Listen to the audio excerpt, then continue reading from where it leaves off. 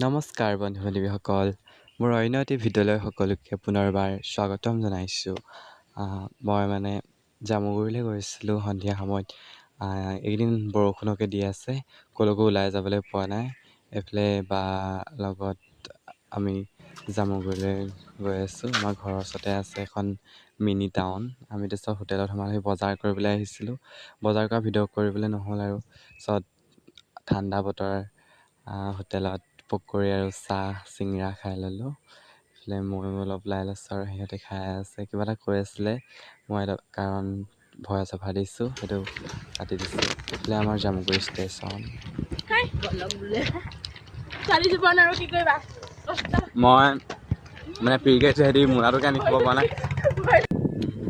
তাৰপিছত এইফালে সন্ধিয়া সময়ত বিয়া খাবলৈ গৈছিলোঁ। এইটো পাছদিনাখনি ভিডিঅ' আছিলে।